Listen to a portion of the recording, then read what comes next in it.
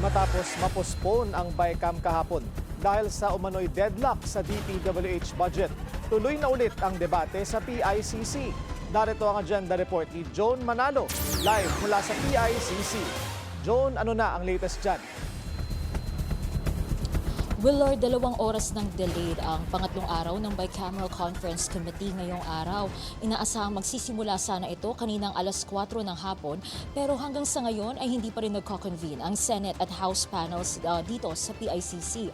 Kanina habang nagbabantay tayo dito at inaabangan nga ang ganap na pagsisimula ng kanilang deliberasyon, ay nakita nating magkausap sina Senate Finance Committee Chair Win Gatchalian at House Appropriations Chair Mika Swansing.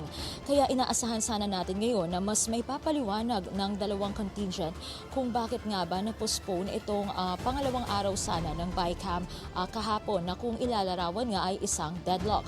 Pero ayon kay Gatchalian, ibang ahensya na muna ang uunahin nila sa magiging deliberasyon nila ngayong araw dahil pag-aaralan pa nila ang additional data na isinumite ng DPWH kaugnay sa kanilang proposed 2026 budget. Matatanda hindi dumalo sa BICAM ang Senate panel kahapon dahil hindi ito sang-ayon sa request ng DPWH na ibalik ang 45 billion peso cut sa proposed budget ng ahensya. Sa ating ding pagbabantay kanina ay nakita na nating present dito ang iilan sa mga miyembro ng Senate panel na pinamumunuan ni Gatchalian. Kabilang na dito sina Senator Amy Marcos, Senator Kiko Pangilinan at Senator Raffy Tulfo na kani-kanina lang ay pansamantalang umexit sa session hall pero bumalik din matapos ang iilang minuto. Sa parte naman ng Kamara, nakita na natin dito sa PICC sina House Appropriations Chair Mika Swansing at Representatives Rufus Rodriguez at Javi Benitez.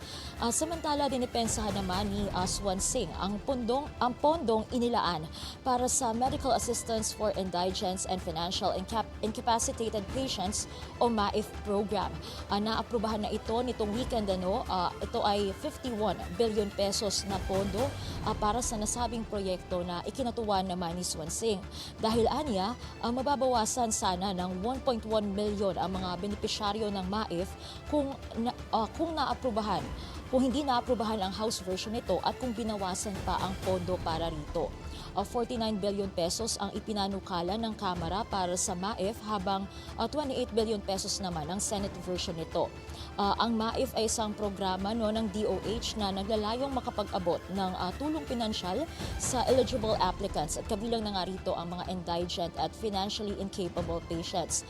Covered din ito ang hospital or medical expenses na hindi nasakop ng mga PhilHealth package at case rates at maaari itong gamitin sa public or private hospitals regardless of the nature of illness sa pamamagitan ng paggamit ng guarantee letters mula sa mga public officials. Kaya muli ay kinatuwa talaga ni Swansing ang pag-aaproba nitong budget na ito.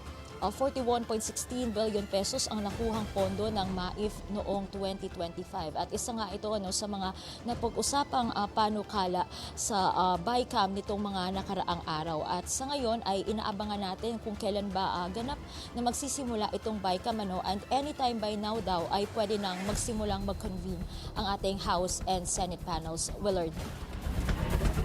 Maraming salamat sa iyong update. Joan Manalo, nag-uulat ng live mula sa PICC.